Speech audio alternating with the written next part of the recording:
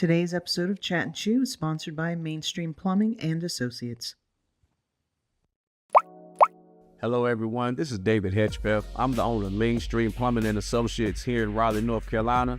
If you need any plumbing services, feel free to give us a call, 919-948-8114, also at 919-337-3102. We specialize in any plumbing services that you need, from commercial, residential, to services and all.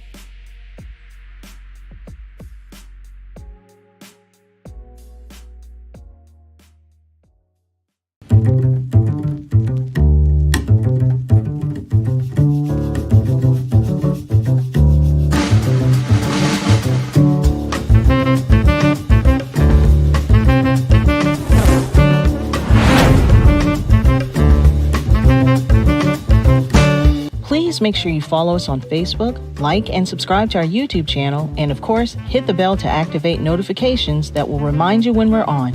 Please be sure to leave us a comment to let us know how we're doing. We'd love to hear from you.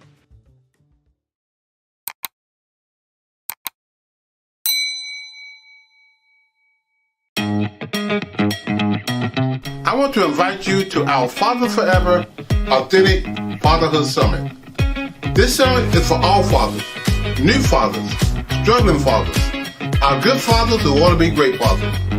We will take a deep dive into the purpose of fatherhood through our roundtable and panel discussion.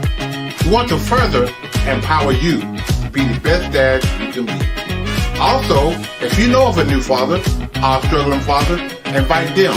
If you know of a great father, invite them as well, so we can glean from their insight during our question and answer sessions. It's going to be a great summit as we share in the brotherhood of fathers. Can't wait to see you there.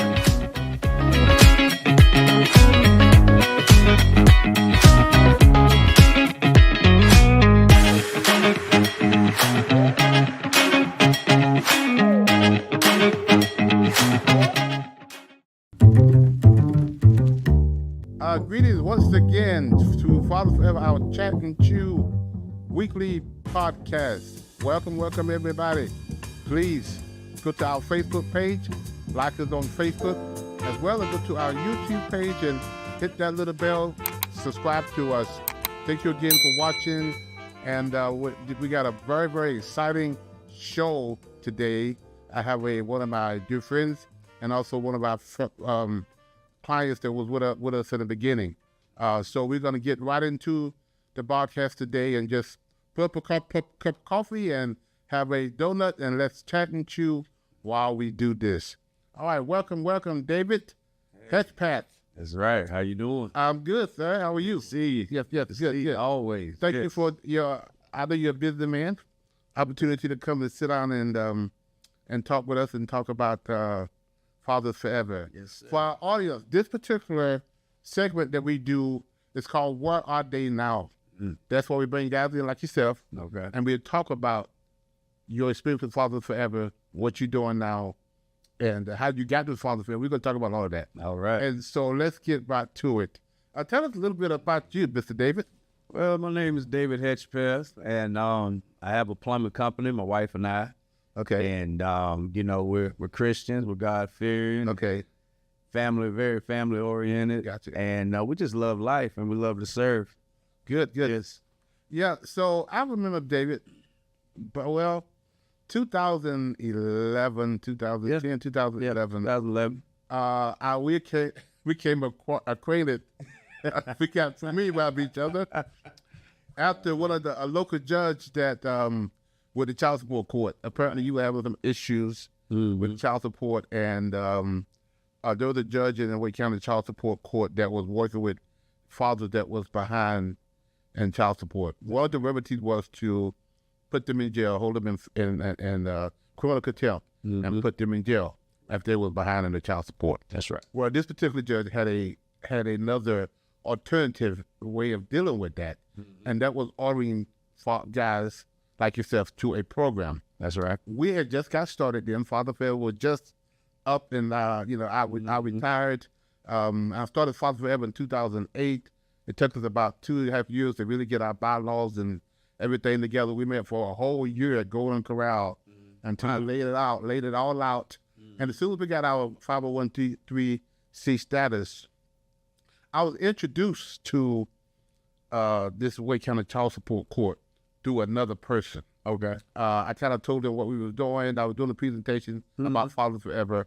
The lady that was listening to it, she loved the idea, and she says, I got somebody that I want you to meet.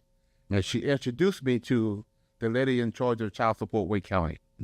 And yeah, so after I met her, she introduced me to the judge. Right. And then we just started forming a relationship then, and we end up being in the child support court every Monday and Wednesday, Monday, Tuesday, and Thursday, every week from probably 2011 when I met you until just before the pandemic hit. Okay. We was in a courtroom 3 times a week. And we would get guys who are, they were, whatever reason, not paying the child support, not being able to pay the child support. And one of the alternatives was, she said, I'm not going to put you in jail. I'm gonna suspend this 30-day sentence, but I'm going to order you to Fathers Forever. Right. And that's what she did. When you was coming to us, this was a 24-week class. Right. So yeah, now we kind of got came to. We went with some organizers and some people who would put curriculum together, and they told us our curriculum was way too long, and we kind of condensed it down, and so it went from 12 weeks, 24 weeks to 12 weeks. Okay. The 24 weeks had an hour, and whatever, and now the 12 weeks got an hour and 15 minutes. Right. And so we kind of could combine some classes together, and it's the same material, but it's done in 12 weeks. Right. So what made you, I know what made you do it, the judge made you do it. So that was 24 long weeks. Long week, 2-hour class? Yeah. 2-hour class. So you had to come to us and sit, and what did you think about that when that first happened? Well, when it first happened, I was like really, really highly, mad. Yes. That's the best way I can put it. Yes. I was mad. I was rebuttal. I didn't want to do it. Didn't want to hear nothing about it, because at the time, even now, at the time, I always did for my kids. So I was like, why am I even on child support? But that's a whole nother story, right? So, yeah. Right, because, I always, help the mothers out, help them pay bills, and still got everything the kids need and all that. So I was always like, when they were telling me, well, we're going to put you on child support, I was like, well, you going to get more from me, not put me on, than you would, put me on. Right. So when I got on child support and then I was ordered to go to the class, I was like, man, this is a bunch of crap. Yeah, you can't teach me nothing. Huh? Right. So I'll just go in here, sit, and not say nothing. But when I would come to class and I would hear the things you was teaching, and I was still rebutting that, because I didn't want to hear. My whole mindset was, this is a joke. Right. Child support is a joke. This is a joke. All this is a joke. Because I was just mad, immature at the time. Right. Felt like, that I shouldn't even be in it. Right. So, yeah. What happened? What changed it? What changed it? Well, over time, finally, coming to, when you go somewhere for a long period of time, you start to taking in stuff. You start receiving stuff. But it was that one story you told about the lighthouse. When you told that story about the lighthouse, it not only opened my eyes up about parenthood and having a good relationship with their mothers and stuff. It was just about life, period, about how you cannot manipulate stuff or you can't get over on things, stuff like that. Yeah. So let me get an opportunity to tell that story. So I haven't told it in a while. Okay. So before I tell that story, I want to kind of piggyback on what you said. Okay. Most of the guys that come to us, well, probably 95% of them that come to us, they mad.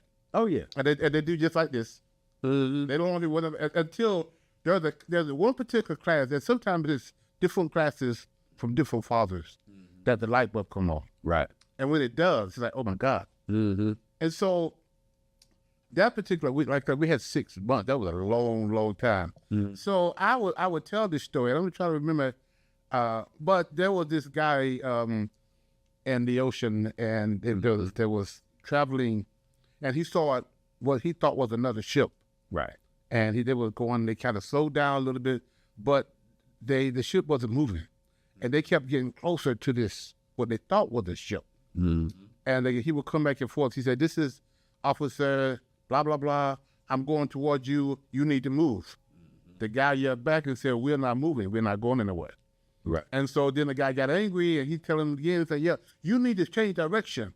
You need to change direction. And the guy yelled back and said, we're not moving. Right. And then went back 2 or 3 times and found the guy over there says, we're not moving. We're the lighthouse.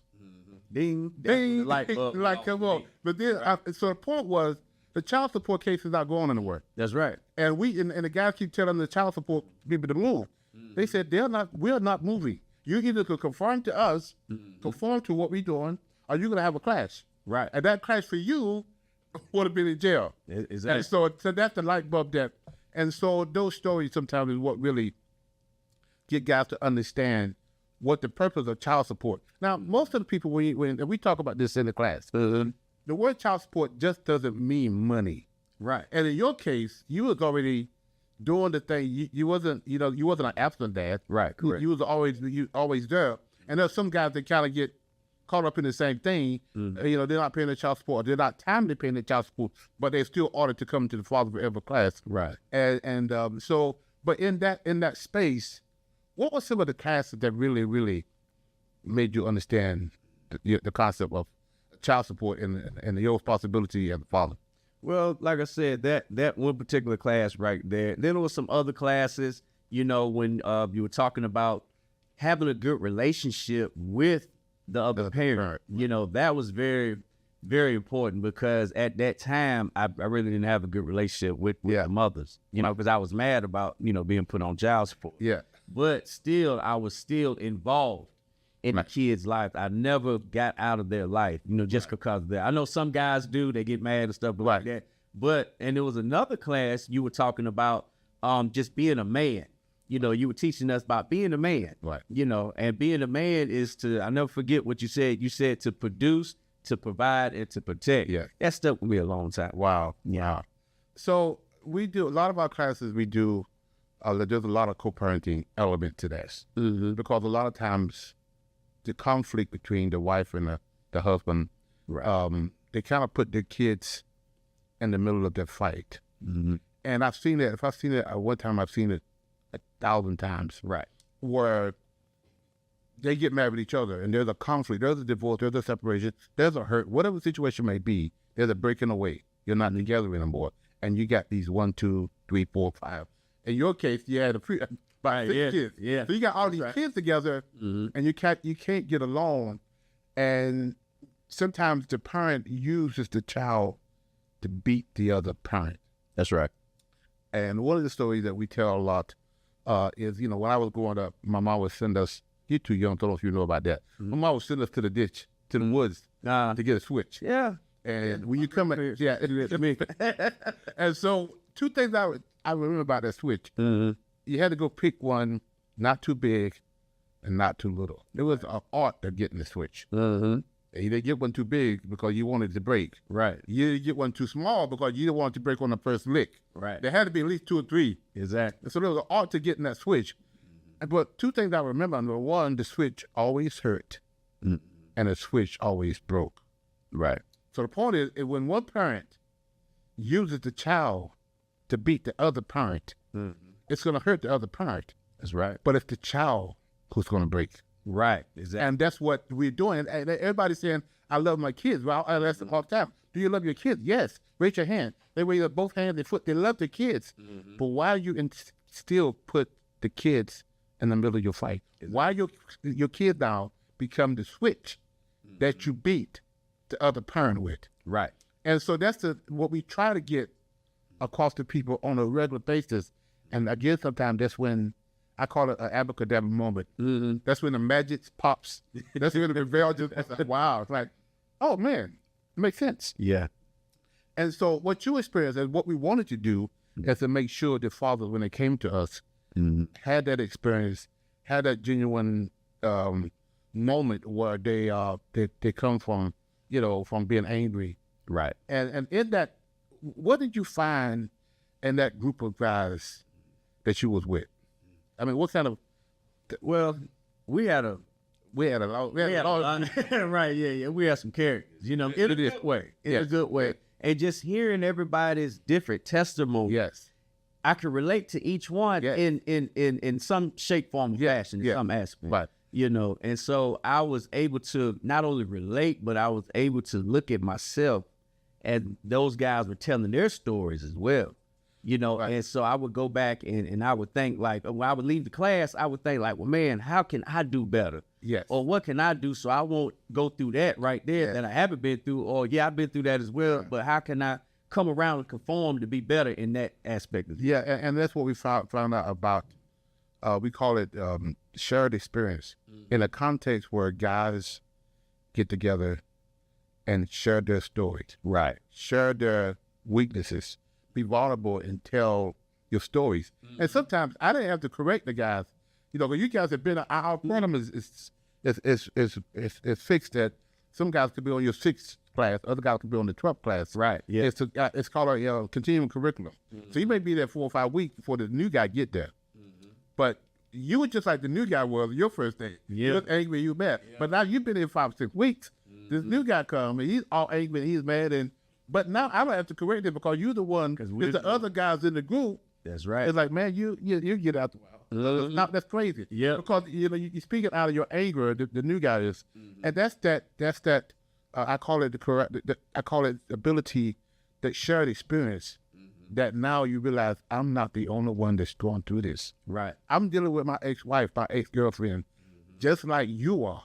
And how do I fix this? Because, you know, we also talk about the child support court. And the child support court is not designed to fix the problem between you and your ex-wife. That's right. It's not designed to fix it. It can't fix it, and it won't fix it. Right. You have to fix that. You have to fix that. So we do have a systemic problem, yes. We do have some issue with people in the child support court. I get that.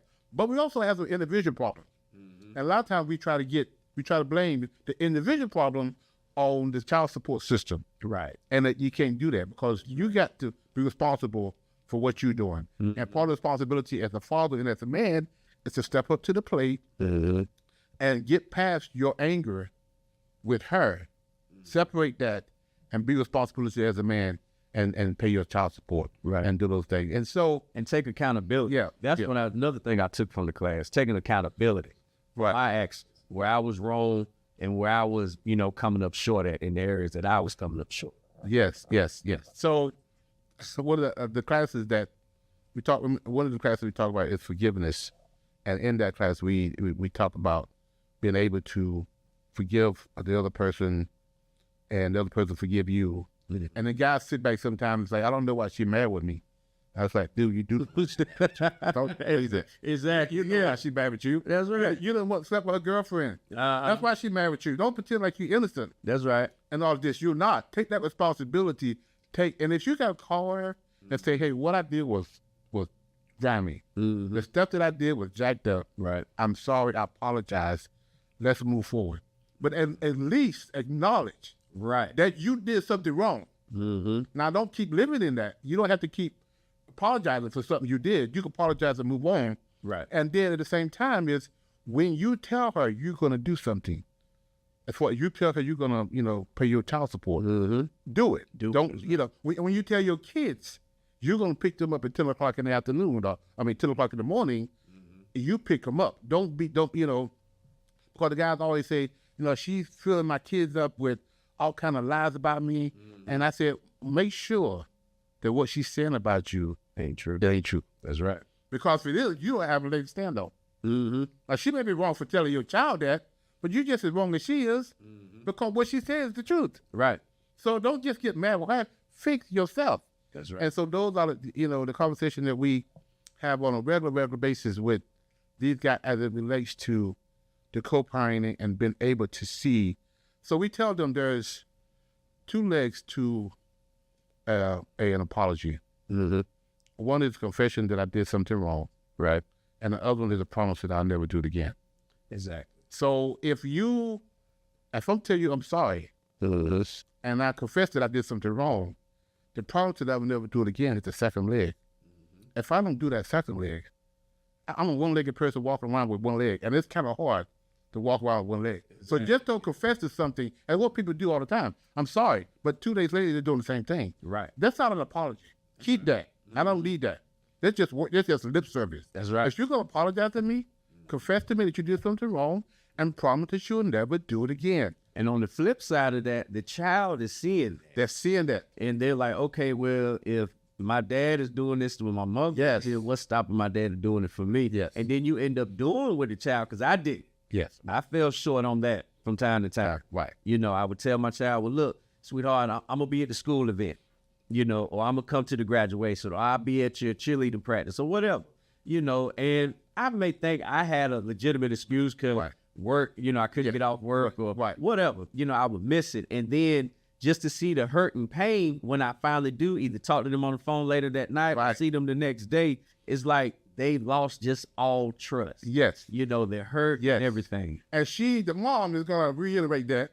To them. Yeah, 200. Now, she probably shouldn't do it, but she did. But what you did was just as wrong too. Right. And so now the child now is hearing it from both sides. Mhm. And oftentimes the kids blame themselves for mom and dad not the inability to get along. And they put themselves in the middle, and they go to bed, and they one of the stories we talk about is a fly on the wall. Mm-hmm. And we talked about, the job with the fly on the wall is, I wish there was a fly on the wall when the boss told him off. Right. So fly on the wall syndrome is, you're not invited into that situation. That's not none of your business. And you don't supposed to be in that situation. Right. But you want to be there. I hear the conversation that's not designed for you to hear. So I flipped that. Mm-hmm. And the fly on the wall, if the kids now are invited into a conversation they don't supposed to hear. They're hearing mom talk about dad. They're hearing dad talk about mom. Mom is talking about dad and telling all the bad stuff that dad do. And the kid is in the back seat. You think he's playing his game, but he's listening to every word you say. Mm-hmm. What's even deeper than that now is the kids know who you talking to. Right. You're talking to grandma. Mm-hmm. So not now is my mama talking bad about my daddy. My granny is talking bad about my daddy. The same thing with the guys. Right.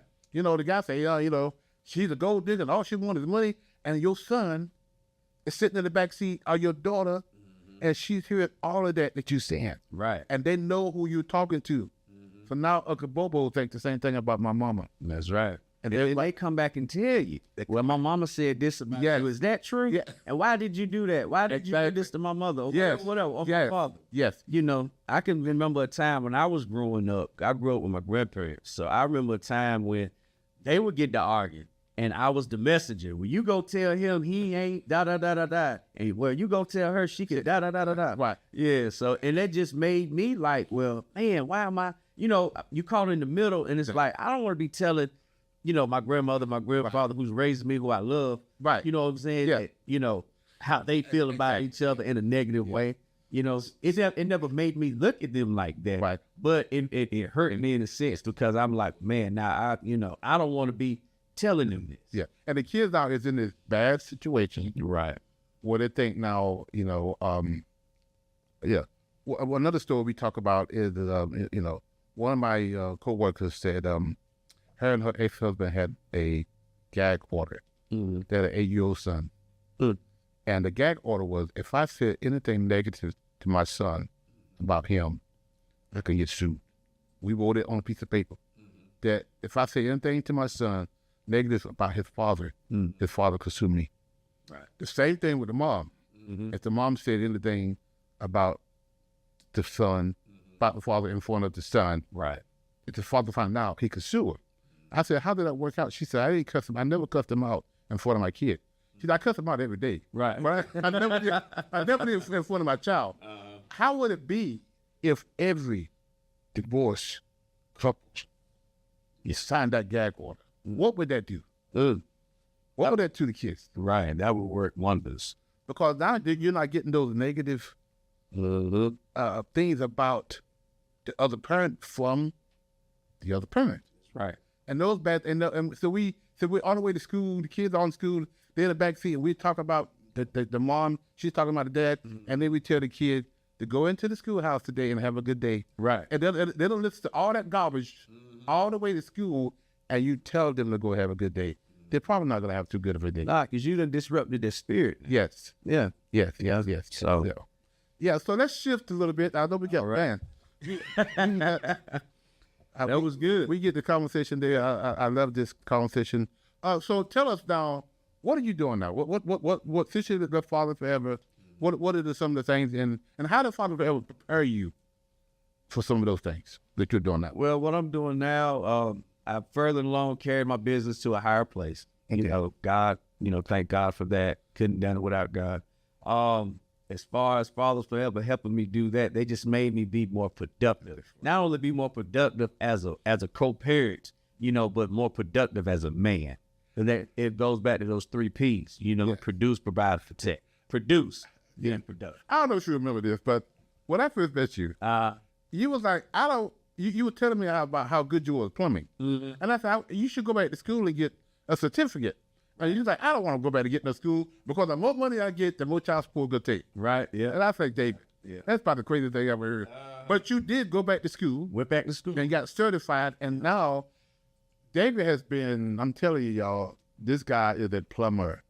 You done came in to fix our house from replacing a hot water heater to about 3 weeks ago, we had a major water leak at one of the houses, and David came over. I mean, it cost us, we're at $5,000. It probably been double that if I would went to another plumber. Well, it took you like 3 days at our house digging up pipes and replacing pipes and fixing this problem that they had our house, sewer line. the main sewer line. The root got it in, whatever. Yeah. But you and your son, Oldest. your oldest son now, just as tall as you is now, and you were training him, and he was over there helping you. And I watched you guys work and do that major cleanup. So I'm telling the audience, if you need a hot water heater to fix, that's your man. If you need a main water line, that's your man, and everything in between. But what I didn't know, David, is we had a gas leak at our house as well. I didn't know plumbers work with gas. I didn't know that. Oh, yeah.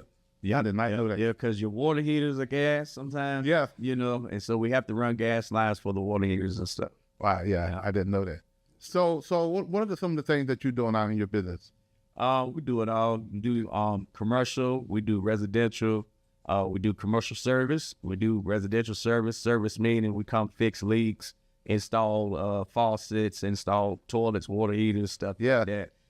Broken pipes, fix that. We do camera inspections, like drain line inspections. Run the camera down there, look at your drain system, see if you have any roots or, any bellies in the line or anything. And that's what y'all had to do to us. Right, exactly. Yeah, we have to run the camera down. We do pipe locating. We have a locating, machine where we can locate where your water lines and your sewer lines are.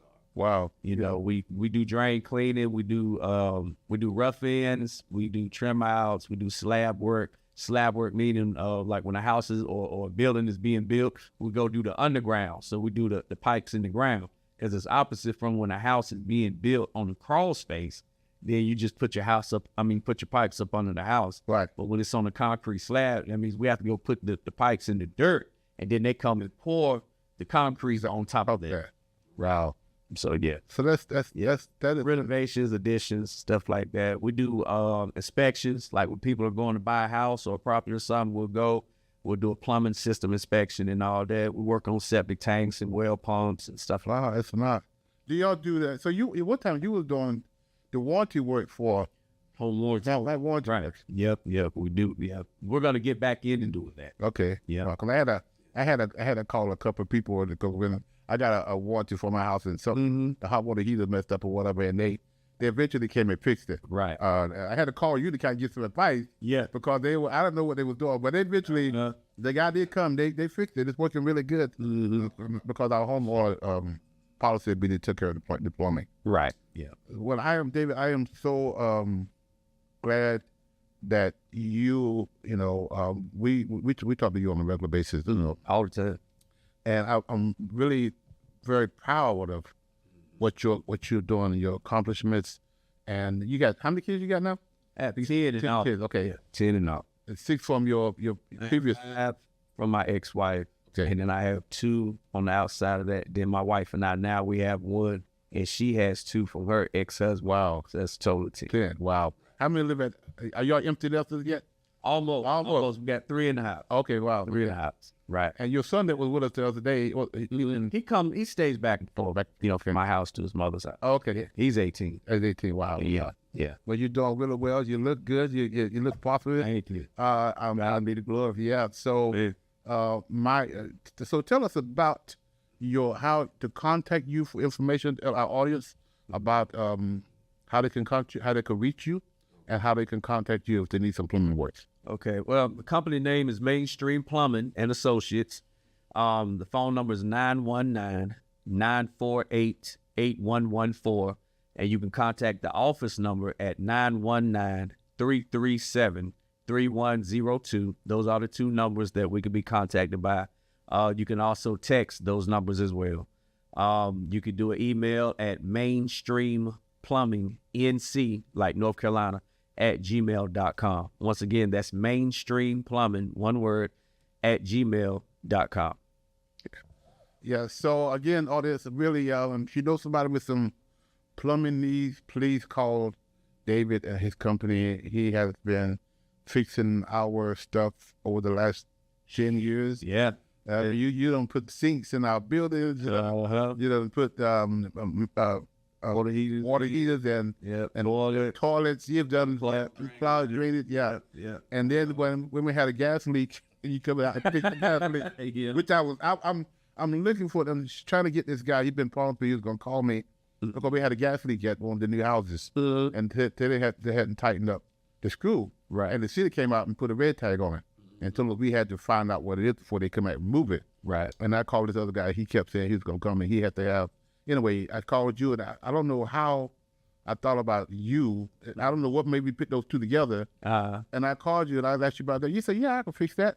You came out the next day and had the problem resolved because the city came out, looked at it, and took off the red tag, and we, we'd been held for about a week and a half. Right. I called you, and you were there the next day, and we got our permit to get our gas back on. This was in the middle of the winter. This was right. We just moved into the house. We had no heat, and you came in and you really rescued us. So I really, really thank you and appreciate you for being with Fathers Forever and being that plumber. And I can't shout this out enough. Please call him if you have anything you need to done in your house. You don't just do local stuff. You go. North Carolina. All over North Carolina. Great, man. Appreciate it. Well, I want to take time out to thank you for your passion for guys like us that's been in, Fathers Forever and that's in the system like that, because in the beginning, I was just like, well, this guy, he's just doing it for a check. Right. That's how I thank you. But then after you would explain stuff, and still I was like, oh, he just doing that. He just, he just telling lies. He don't want us to know he really. But you know what? The fact is that I want to get the dime deal.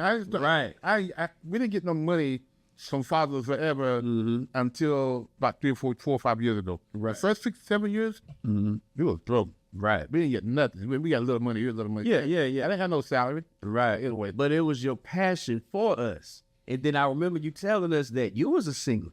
Yeah. And that really opened my eyes up because I was like, well, even though I'm not a single dad, but what if I hadn't become one? Would I be able to do that? Right. Be able to do that? Especially with, let's see, because back then when I was in the class, I think I had 1, 2, 3. I had 4 kids back then when I got into that, all by my ex-wife at the time. I had 4 kids then, and I was like, wow, I would have to take on 4 kids, all at the same time. So that really was, strong and a strong influence to me. You've been an awesome friend, an awesome mentor, a great, brother in Christ, and all to me, man. I just thank you for that. Yes, sir. But I thank you for the service you're doing to the community through Fathers Forever. Because, my business grew over time. I seen how Fathers Forever have just blossomed. Yeah, but God's been good to us. We're born, and amen. I really love it. Yeah, man. Amen. So I encourage everybody to come to Fathers Forever. Check the class out. Just don't, guys, don't wait till you get quarter pointed and go to Fathers Forever. Right. Go on your own. Like it's certain guys that put their own self on child support. Take up that same initiative and go to Fathers Forever. Come find out what they're about. Learn about them. Sit in a class or 2 or whatever. Come talk to Mr. Glenn and the staff, and be productive in your child's life. Not only your child's life, but your life as well. Right. Because it's all gonna come together, and it's awesome thing. I pray God just continue to bless you. Yes, sir. Yes, sir. Great. Well, y'all, I hate to cut this off, but once again, our 𝗪𝗵𝗲𝗿𝗲 broadcast has come to an end. And once again, it was a great discussion. That was awesome. We love it doing this, and get opportunity to go to our Facebook page as well as go to our YouTube page again. Hit that little bell, subscribe to us, welcome your friends to come. We'll be airing Thursday nights at 8 p.m. You can go back and watch some of our other contents on our YouTube page. Well, so long, and till we meet again, everybody, take care. Here's 3 ways you can support our Dads at a Distance initiative. Give a copy to a family member, our friend. Donate monthly, a book monthly, 5 books monthly, how many books you want to do monthly donation. Reverse book signing, your church, your business. You can make a donation go to our website at www.𝗪𝗲𝗵𝗲𝗿𝗲.com and go to our PayPal at Fathers Forever. Our Cash App is $Fathers Forever. Make your donation today. Please include in the note section, include DAAD. Again, include in the note section DAAD.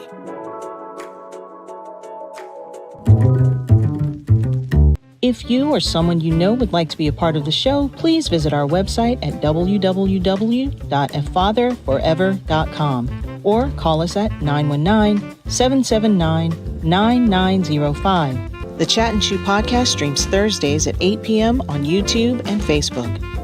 To schedule a reverse book signing or to find out more information about how you can become a part of the programs you heard us mention today, please be sure to stop by our website as well. Hello everyone, this is Glenn Warren, founder and executive director of Fathers Forever. I want to share an alarming reality with you. 627,000 fathers are incarcerated that have kids under 18. Now, there are 56,000 moms incarcerated who have kids under 18. The reality is there are so many more fathers incarcerated than moms. This is why I Am a Father Forever book exists. Now, I need your help. I am inviting you to help us get this book into as many fathers incarcerated as possible. Here's how it works. For your donation of $22, we will provide a book to an incarcerated father. Thank you in advance for helping Fathers Forever heal fathers and save families.